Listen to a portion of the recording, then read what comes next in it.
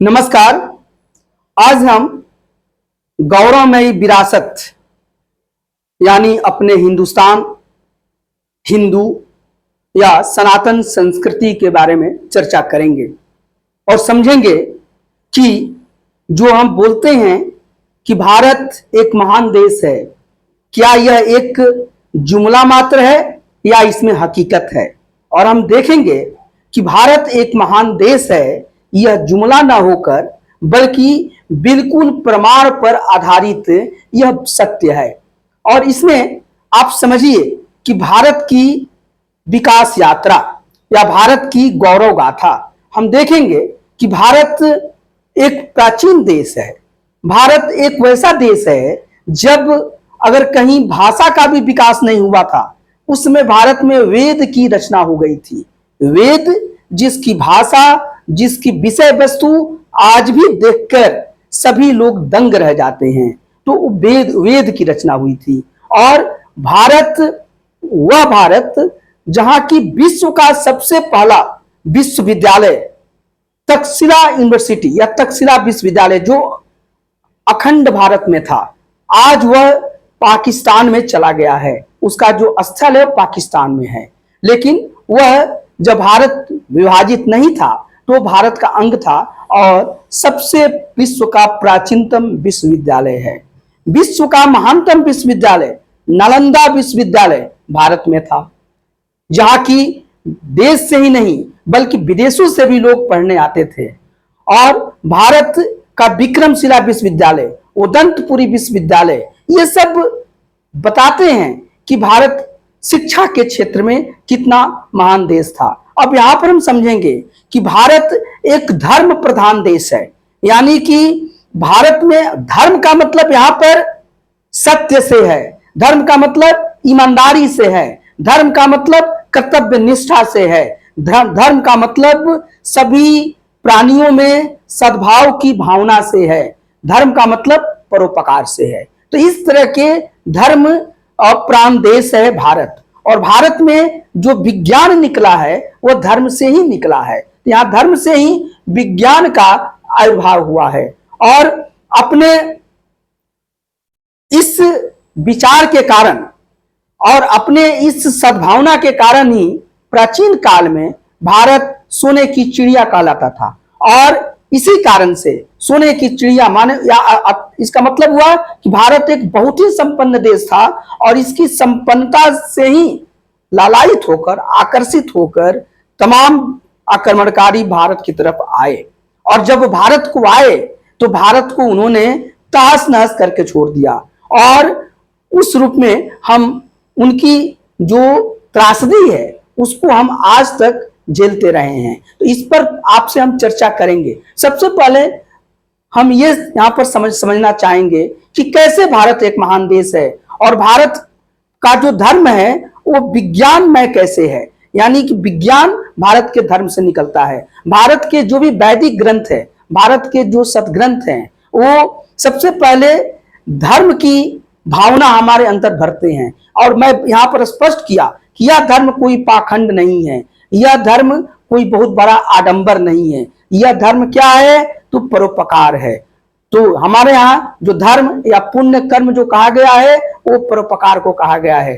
परोपकाराय पुण्याय पापाय परपीडनम। ये हम मानते हैं कि परोपकार ही पुण्य है, परोपकार ही धर्म है। और पाप जो है या दुष्कर्म जो है, अधर्म जो है, वो दूसरे को पीड़ा देना है। तो हमारा धर्म है। और ये देखिए भारत की जो प्राचीन भारत है उसमें हम क्या देखते हैं कि प्राचीन भारत में हम धर्म, दर्शन, भाषा, शिक्षा, गणित, ज्योतिष, सैन्य विज्ञान, आयुर्वेद, रसायन, धातु कर्म, भौतिकी या मेटाफिजिक्स आदि को हम देखते हैं कि ये अपने विकास की चरम शीर्ष पर हैं। उस समय के तत्कालीन विश्व के तुलना में यहाँ का विकास अपने जीनित पर था, अपने क्लाइमेक्स पर था और अपने सर्वोच्चता पर था। भारत में देखिए, आप समझिए, अगर हम गणित के लिए, हमारा गणित या भारतीयों का गणित शुरू से ही बहुत मजबूत हुआ करता है और भारत ही शून्य का ये सबसे पहले विश्व को जो शून्य बताया कि जीरो क्या होता है, या शून्य का वैल्यू क्या है, या शून्य का क्या महत्व है, तो शून्य का आविष्कार भारत में हुआ। दशमलव का आविष्कार भारत में हुआ। बीज गणित भारत में इसका आविष्कार हुआ।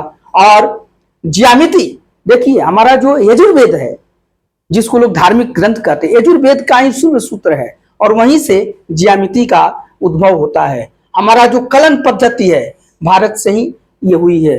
भारत शुरू से ही वर्गमूल, घनमूल आदि का प्रश्न वैदिक रीतियों से बहुत ही कुशलता से करता आ रहा है।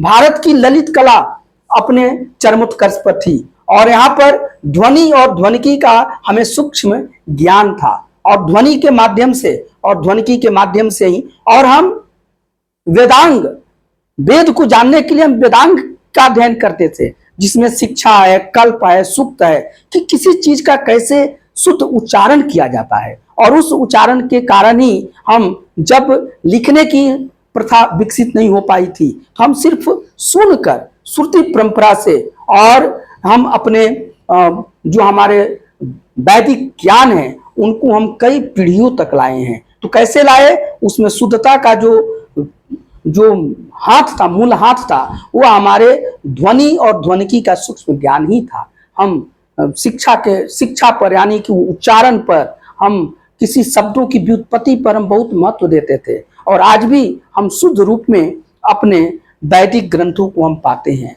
हमारा खगोल और ज्योतिष का ज्ञान बहुत प्राचीनतम है। सबसे पहले हम खगोल और ज्योतिष के ज्ञान विश्व को कराए हैं। ग्रह नक्षत्र के ज्ञान हम काफी पहले से करते आ रहे हैं। पंचांग का ज्ञान हमको बहुत पहले से था। भौतिकी के क्षेत्र में ये परमाणुवाद, जो एटम थ्योरी है, ये सबसे पहले प्रचारित किया जाता है। इसको डाल्टन ने दिया, लेकिन सबसे पहले ये 6वीं शताब्दी ईसा पूर्व में ऋषि कणाद ने परमाणुवाद का ये सिद्धांत दिया था। तो परमाणुवाद के भी जो आविष्कार करता है वो भारत ही है।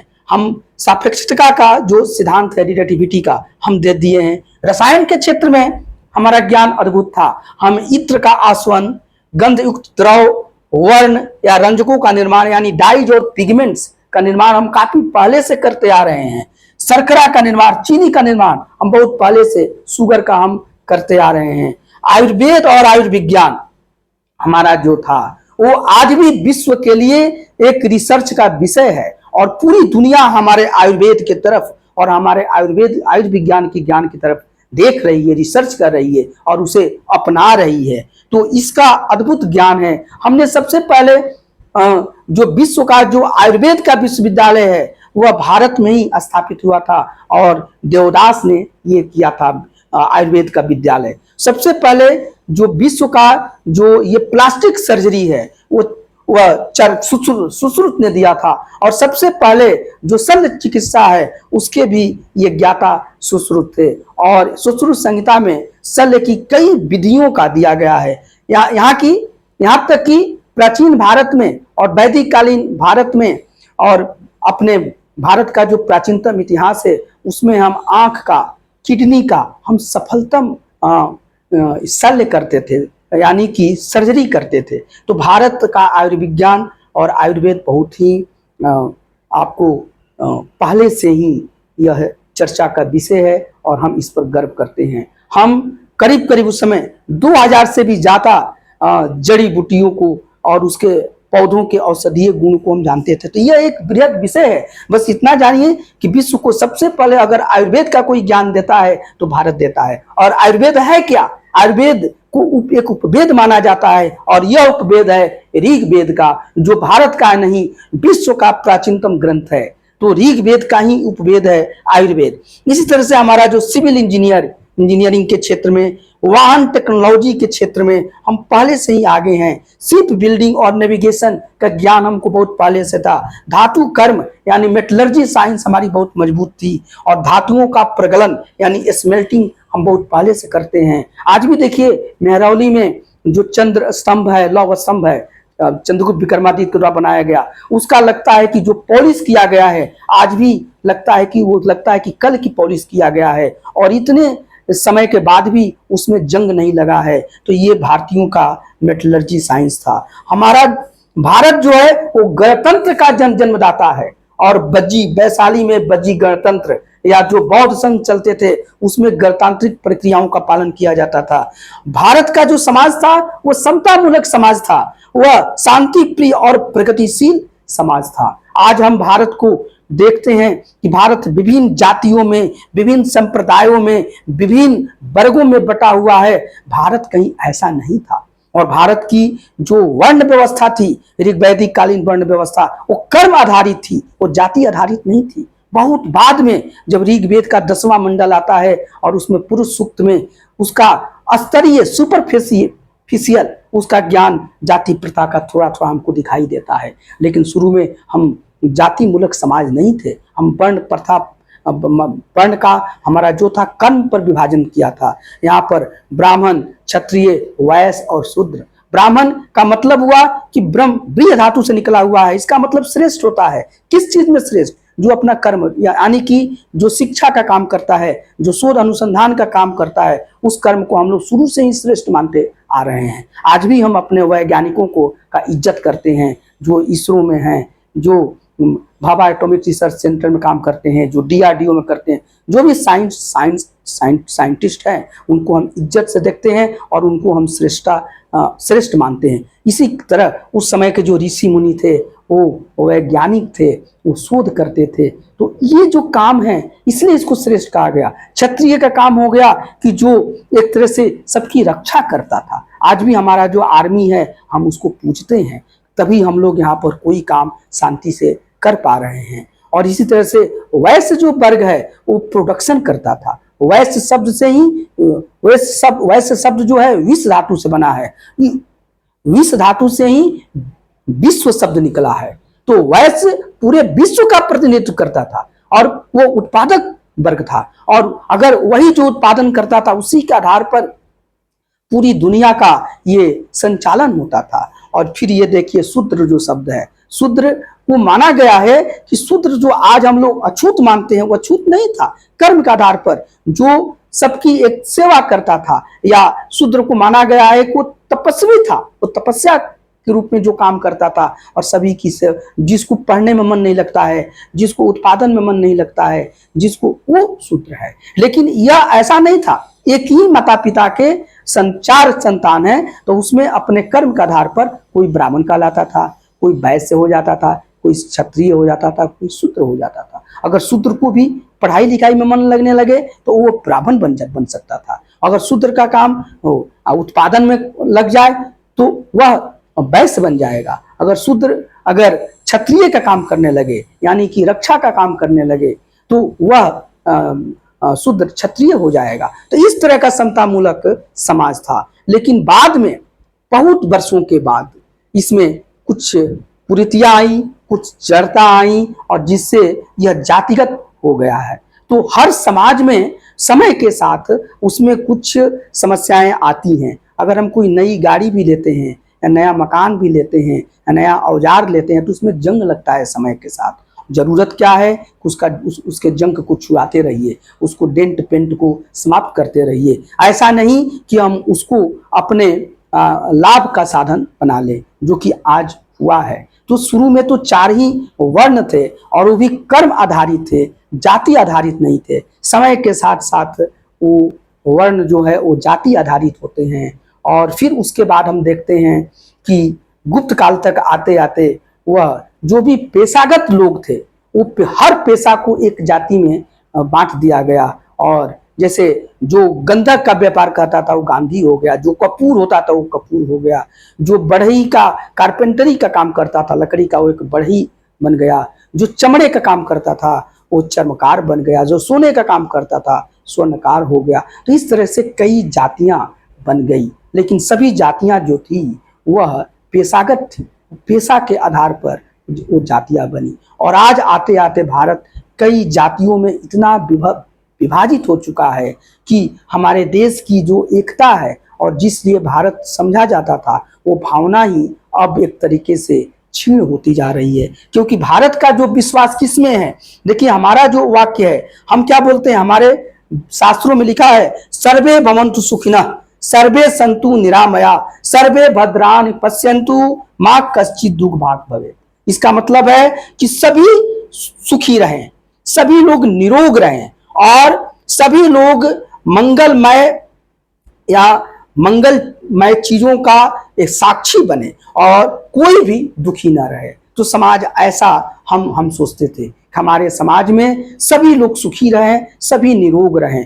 हम ऐसा नहीं चाहते थे कि हमारे यहाँ कोई बहुत ज्यादा अमीर हो जाए, बहुत ज्यादा गरीब हो जाए, जो कि आज हम देख रहे हैं कि कोई बहुत ज्यादा अमीर हो गया, जो बहुत ज्यादा गरीब हो गया। आज हम ये भी देख रहे हैं कि जो अमीर हो गया अपने अमीरी के लिए तमाम तरह के और अमीर बनने के लिए हथकंडे अपना रहा है, जिससे गरीब और गरीब बनता जा रहा है। जब कभी गरीब लाचार हो जाता है तो बहुत लोग उसको अपने अंगुली पर नचाना शुरू कर देते हैं। अब हमारे यहाँ देखिए जाति पर राजनीति होती है, लेकिन थोड़ा सा जाकर देखिए, जो लोग जाति की राजनीति करते हैं वो कभी अपने जाति के नहीं हो पाते हैं। उनको जाके थोड़ा उनके बैकग्राउंड में आप जाइए और थोड़ा सूक्ष्मता से उनका एक अध्ययन कीजिए, निरपेक्ष होकर देखिएगा कि वो बात तो जात की करते हैं, लेकिन भलाई की काम किसका करते हैं? सिर्फ अपने परिवार के लिए, अपने पत्नी के लिए, अपने बेटे के लिए, अपने बेटी के लिए, अपने भाई के लिए। और साथ ही साथ चूंकि इस तरीके से जात की राजनीति करते हुए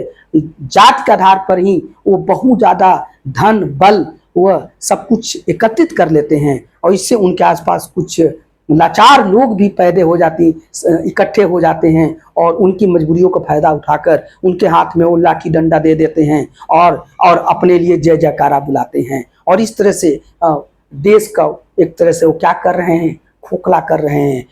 हम जो सर्वे भवन्तु सुखिनः सर्वे सन्तु निरामया की भावना को वो छीन बीन कर रहे हैं। कुछ लोग क्या करते हैं?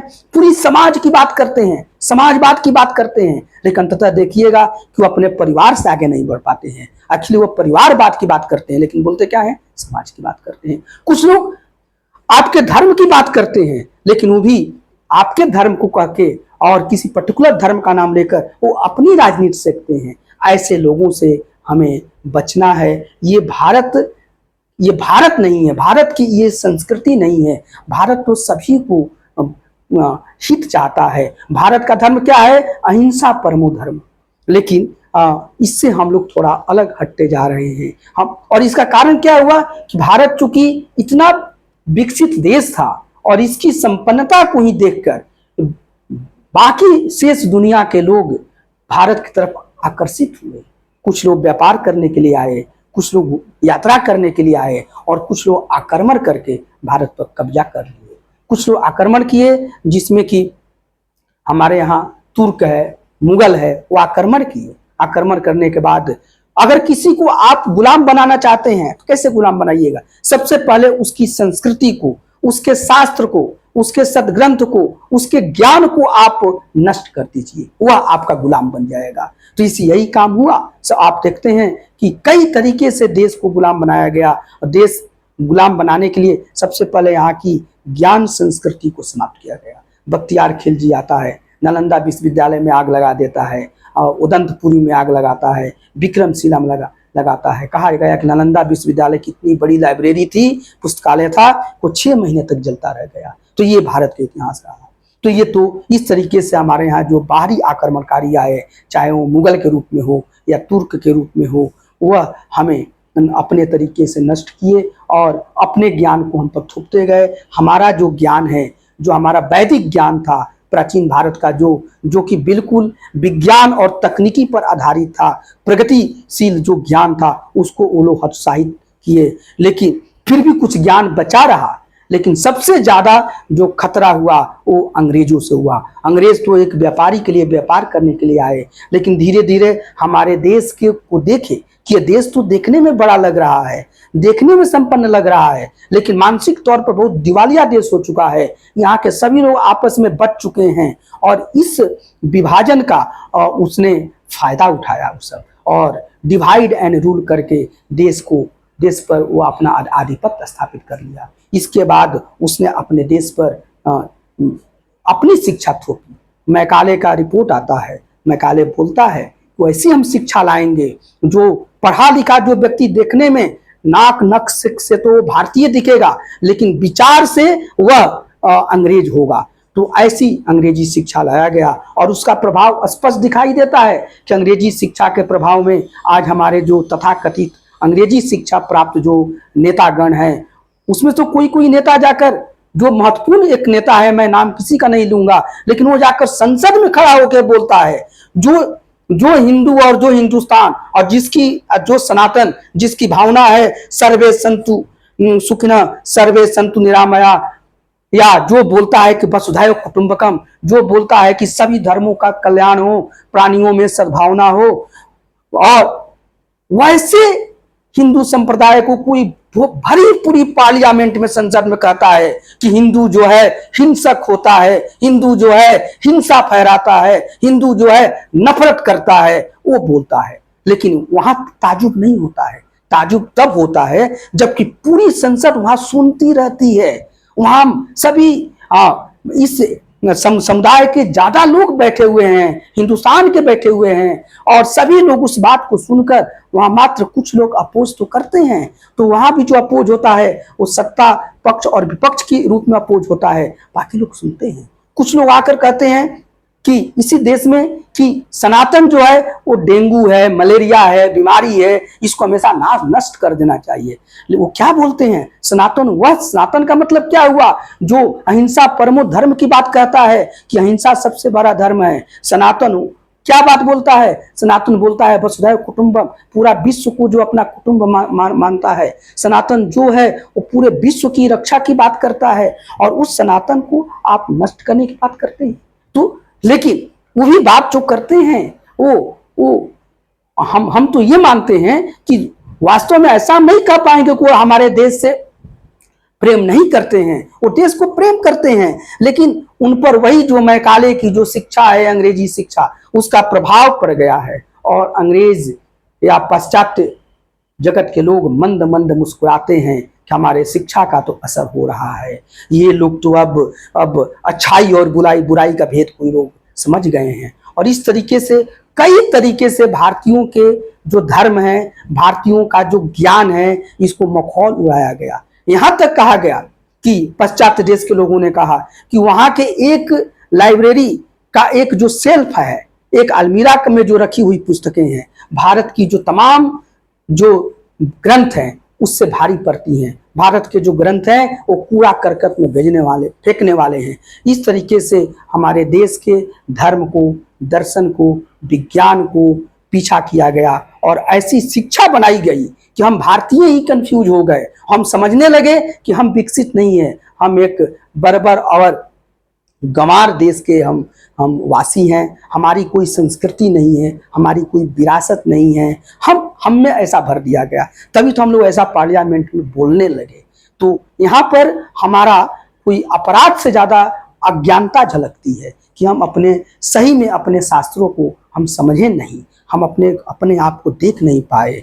इसलिए आप सभी से आग्रह है कि ये जो YouTube चैनल जो मैं बना रहा हूँ, उसमें अपने जो सदग्रंथ हैं, जो शास्त्र हैं, उनके चुनी चुनी हुई बातों को, पूरी बातें कहना तो बहुत संभव नहीं हो पाता है, लेकिन मुख्य बातों पर छोटी छोटी वीडियो बनाई जा रही है, जिसे आप इसे जरूर देखें, अपने परिवार को देखें, और आप अपने आप से नफरत न करें। आप एक बहुत ही महान विरासत के उत्तराधिकारी हैं, आप एक बहुत ही महान देश के वासी हैं। भारत महान देश है, ये ऐसे नहीं कहा जाता है, इसका प्रमाण है, और हमारे प्राचीन गौरव में इसका प्रमाण छिपा हुआ है। उसे उठाकर तो देखिए, अपने आयुर्वेद को तो देखिए, अपने प्राचीन भारत के गणित के ज्ञान को, केमिस्ट्री के नॉलेज को, जो खगोल शास्त्र या फिजिक्स, मेटाफिजिक्स के ज्ञान को तो देखिए, और समझिए कि आप कितने ज्यादा हैं। अभी आपको एक ऋग्वेद का सूक्त है, और उसमें आता है नासदीय सूक्त है।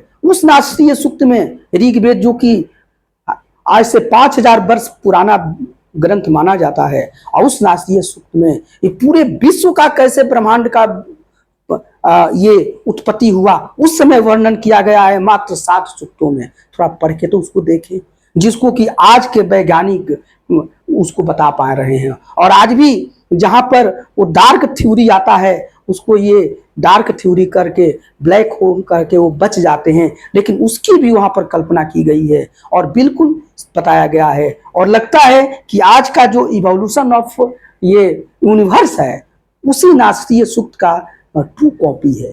तो इतना महान हमारा ये वैदिक संस्कृति है, हिंदुस्तान है, हिंदुस्तान का वीर धर्म है, हिंदुस्तान का ज्ञान है। जब भी मैं धर्म की बात कहता हूं तो ये प्रगतिशील है, ये धर्म से ही विज्ञान निकला हुआ है। इस धर्म में आप कहीं किसी आज का जो हम धर्म का हम लोग जो व्याख्या करते हैं उससे मत मान लीजिएगा। ये धर्म बिल्कुल वैज्ञानिक दृष्टिकोण पर आधारित है। हमारे यहाँ हमारे जो ऋषि मुनियों ने जो सूर्य को देखा, जल को देखा, वायु को देखा, तो पृथ्वी को देखा, इस सब पर यूनिवर्स को देखा, ब्रह्मांड खगोल को देखा, ब्रह्मांड को देखा, तो इस सभी पर इन्होंने रिसर्च किया और रिसर्च करके इनके सही कंक्लूजन पर ये पहुंचे हैं। तो ये है हमारा पंचांग जो है बहुत पुराना है और बहुत पहले ही हम साल भर का बना देते हैं कि कब क्या होने वाला है। तो हमारा ग्रह नक्षत्र और ज्योतिष ज्ञान बहुत ही गणितीय ये कैलकुलेशन पर आधारित है। तो यही चीज़ मैं यहाँ पर आपको समझाना चाह रहा हूँ कि ये जो यूट्यूब चैनल है वह आपको जो भारतीय शास्त्र हैं या भारतीय जो सतग्रंथ हैं, जो बिल्कुल वैज्ञानिक दृष्टिकोण से भरे पड़े हैं, जो ईमानदारी की शिक्षा देते हैं, जो परोपकार की शिक्षा देते हैं, जो त्याग की शिक्षा देते हैं, उस पर आधारित है। हम उसको पढ़ें, हम उसको जब पढ़ेंगे तभी जो हमारे यहाँ छद्मवेशी जो आज के समाज के नेता वर्ग हैं, चाहे वो राजनीतिक नेता हो या धार्मिक नेता हो, उनके हम छल प्रपंच को हम समझ पाएंगे, हम सही निर्णय ले पाएंगे और अपने आप को बचाते हुए अपने देश को भी बचा पाएंगे। इसलिए इस चैनल को आप देखिए, इसको समझिए और जो सदग्रंथ यहाँ पर लिखे जा रहे हैं बहुत ही सरल तरीके से यहाँ पर बताया जाता है और उसे खुद देखिए, अपने बच्चों को दिखाइए और आवश्यकता पड़े इसमें रुचि जगे तो मूल ग्रंथों को मंगाकर थोड़ा इसको पढ़िए भी और देखिए कि हमारा जो शास्त्र है वह बहुत ही धर्म, विज्ञान, परोपकार, करुणा, अहिंसा आदि से भरा पड़ा है। हम हमेशा दूसरे की भलाई की बात सोचते हैं, हम हमेशा पूरे विश्व की भलाई की बात सोचते हैं, हम हमेशा त्याग की बात सोचते हैं। तो ऐसा हमारा है, हम किसी का लूटना नहीं चाहते और यही है कि भारत कभी किसी पर आक्रमण नहीं किया, उसमें यही मूल भावना है। हम कभी आक्रमणकारी नहीं हुए। हम यहाँ पर हमेशा हमारे यहाँ जो देवी देवता हैं वो सभी एक किसी ना किसी रूप में वो त्याग और सत्कर्मों के प्रतीक हैं और उस रूप में उनकी हम यहाँ पर पूजा करते हैं। तो इसे समझना है, अपने आप पर गर्व करना है और ये हमें ये लगता है कि जिस चीज का निराकरण कहीं नहीं मिलता है उस चीज का निराकरण हमारे शास्त्रों में दिया गया है। हमारे शास्त्रों में हर समस्या का समाधान है। हम उसे समझे तो सही, हम उसे पढ़ें तो सही और हम उस पर विश्वास तो करें। तो ये जरूरत है, हम अपने आप को समझे, जाने, अपने जो गौरवमयी जो विरासत है उसको महत्व दें और अपने आप को महत्व दें। और जो छद्म भेदी जो हमारे नेतागण जो राजनीतिक हो या धार्मिक हो, धार्मिक नेतागण भी धर्म गुरु बन जाते हैं और समाज को कितने तरीके से चलते हैं उसको देखें। हाँ, हो सकता है कि जिस समाज की मैं बात कर रहा हूँ ये प्राचीन काल का समाज है, लेकिन धीरे धीरे अपने अपने लालच से इसमें लोगों ने गलत धारणाएं जोड़ दी, गलत प्रथाएं जोड़ दी।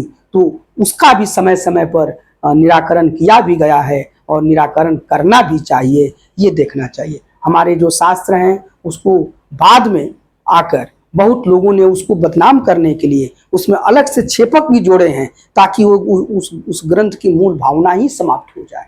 जैसे कोई बहुत सुंदर खाना बनाए और उस खाना जब खुद परोसा जाए उसमें कोई आए आपका दुश्मन हो, वो चाहता है आपके प्रसिद्धि को कम करना, तो क्या कर सकता है, उसमें कोई दुर्गंध युक्त पदार्थ डाल देगा जिससे वो खाना में एक गंदी आपको दुर्गंध आ जाएगी और खाना नष्ट हो जाएगा। इसी तरीके से हमारे सदग्रंथों में भी बहुत तरह से छेपक जोड़कर और या उसकी गलत व्याख्या करके उसको बदनाम किया गया है और ये काम विशेष रूप से अंग्रेजों ने किया है उसका पील आयोग है, बहुत सारे ऐसे प्रमाण हैं जो यहाँ पर देना अभी संभव नहीं है, लेकिन आप इस पर रिसर्च कर सकते हैं कि आपके धर्म को, आपके शास्त्रों को, आपके सतगर ग्रंथ को, आपके जीवन प्रणाली को कई तरीके से भ्रमित किया गया है, उसमें भ्रम पैदा किया गया है ताकि आप अपने आप से ही नफरत करने लगे। उसका प्रभाव दिख भी रहा है। बहुत लोग अपने सनातन